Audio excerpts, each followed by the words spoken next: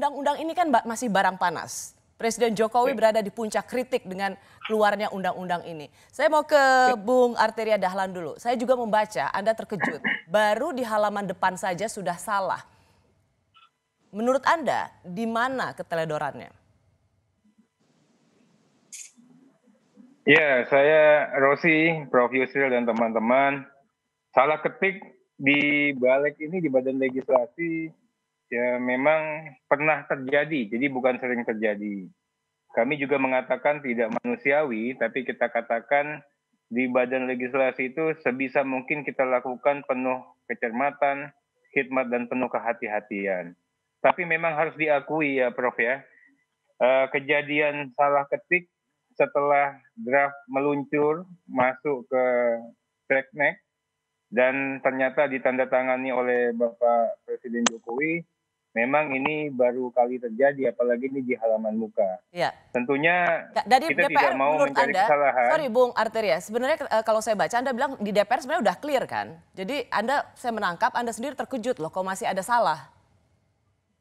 Bukan terkejutnya begini, karena saya ini kan tim Badan Legislasi yang membuat undang-undangnya. Jadi pahami juga Mbak Rosi, pada saat kita membuat undang-undang, kita melakukan pembahasan DIM, pengkajian dan pembahasan materi muatan per redaksi, per artikel ayat kita bahas.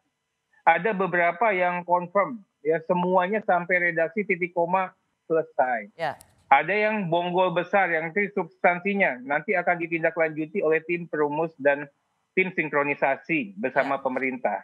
Nah, pada saat konsensus yang seperti itu, memang kami ini sudah tidak memeriksa lagi sampai ke redaksi, karena di redaksi itu ada timus timsit dan ahli bahasa. Ada timnya lagi. Seringkali, tapi kalau saya mau fokus ada timnya lagi. Pada misalnya kita di halaman depan pasal 6 ini yang mengacu ke pasal 5, padahal pasal 5-nya nggak ada, itu sebenarnya di DPR udah clear atau belum? Sebenarnya kalau kita bicara pasal 5 itu adalah pembahasan kita tahap pertama. Jadi segala sesuatu di pasal 5 itu kan tidak memuat materi muatan yang kritikal.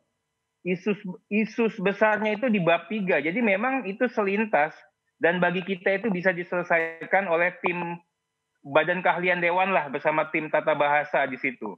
Synchronize bagaimana dari pasal berapa ke pasal berapa, terkait dengan apa, itu kita pikir itu kan hal-hal lazim, hal-hal yang sudah common, yang biasa dilakukan. Jadi, tapi ternyata pada kali ini, pada saat pembahasan RUU Cipta Kerja, ada kejadian seperti itu. Tapi percayalah ini hal yang dikatakan Prof tadi, hal teknis yang tidak berpengaruh ke materi muatan. Dan substansi pengaturannya sama sekali tidak hilang. Baik, kita akan ke sana, Bung Arteria Dahlan. Fatal, saya pikir nggak fatal. Ya, saya mau ke Mbak Dini dulu. Anda juga sebagai seorang ahli dalam bidang hukum, ini soal zero tolerance, kecermatan dalam menyusun naskah. Ini memang ada tone yang ingin mengatakan bahwa ini sebenarnya masalah yang sepele. Tetapi sesungguhnya, tidakkah ini dipandang, ini makin mempermalukan Presiden Jokowi menandatangani sesuatu yang salah ketik?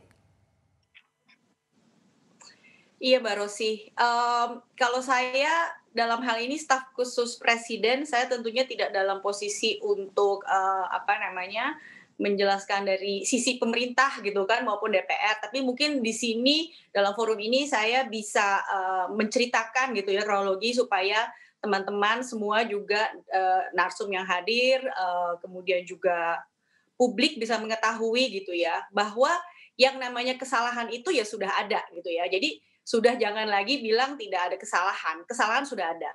Masalah sekarang kesalahan ini kesalahan siapa gitu. Kalau kita mau fair bahwa barang ini itu sebenarnya hasil dari pembahasan DPR dan pemerintah bersama-sama. Yang saya tahu dari Setnek itu mereka tidak melakukan perubahan substansi apapun. Jadi yang mereka lakukan pada saat sebelum naskah ini dibawa ke Presiden, mereka melakukan proses cleansing terakhir, memastikan bahwa semua rumusan jelas, tidak ada typo. Tapi memang ternyata masih ada yang tertinggal. Jadi apapun itu sebetulnya memang ya ini hasil kerja bersama antara DPR dan pemerintah. Nah, saya tidak mau mendefend mengatakan tidak ada kesalahan. Kesalahan sudah ada Mbak Rosi ya. Betul. Tapi mungkin kita harus juga kita appreciate sih bahwa ada pengakuan kesalahan seperti itu. Itu tetap memberikan ruang untuk apresiasi.